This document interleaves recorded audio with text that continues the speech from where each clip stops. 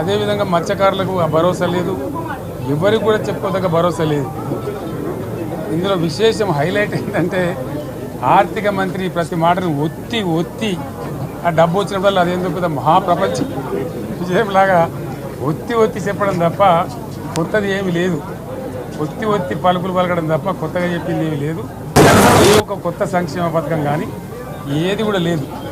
మహిళల పట్ల కూడా చాలా స్పష్టంగా చెప్పాల్సిన అవసరం ఉండే, కానీ వాళ్ళు మేము 1,00,000 కోట్లు ఇస్తాం అన్ని రుణాలు, ఆ రుణాలు వీలేదో ఇస్తున్నట్టుగా అది ఆల్రెడీ ఉన్న స్కీమే, నథింగ్ న్యూ అబౌట్ ఇట్, ఏమి లేదు. వెరసి ఇష్యూ యాజ్ ఏ హోల్. దురదృష్టం ఏంటంటే, చాలా బ్యాడ్ లక్ ఏంటంటే, మేము కూడా ప్రభుత్వం ఏర్పడిన తర్వాత కనీసం ఒక 6 మాసాల సమయం వాళ్ళకి ఇవ్వాలని మేము అనుకున్నాం. నేను కూడా శాసనసభకు పెద్దగా రాలేదు, కానీ ఈరోజు బడ్జెట్ చూస్తే ఏ ఒక్క పాలసీ ఫార్ములేషన్ జరగలేదు.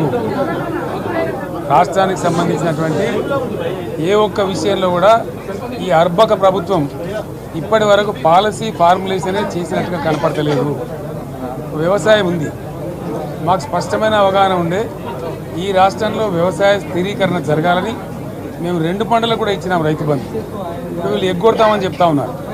మేమేదో రైతులకు ఇచ్చిన డబ్బును దాన్ని పాడు చేసినాము, చెడగొట్టినాము, దుర్వినియోగం చేసామన్న పద్ధతిలో దురదృష్టకరమైన వ్యాఖ్యలు చేస్తూ ఉన్నారు. అంటే ఇది పూర్తిగా రైతు శత్రు ప్రభుత్వం అనేది తెలుస్తూ ఉంది. ధాన్యం కొనుగోలు చేయలేదు, విద్యుత్ సరఫరా చేయడం లేదు, నీళ్లు సరఫరా చేయడం లేదు, చాలా ఇబ్బందులు పెడతా ఉన్నారు. ఇంకా రైతు భరోసా, రైతు బంధు గురించి ఇంకా ప్రస్తావనే లేదు. ఎప్పుడేస్తారని మా ఎమ్మెల్యేలు అడిస్తే కూడా కనీసం సమాధానం చెప్తలేరు. కాబట్టి రైతులను వంచింది ప్రభుత్వం, వృత్తి కార్మికులను వంచింది. ఒక్క పాలసీ, ఇండస్ట్రియల్ పాలసీ ఏమిటి?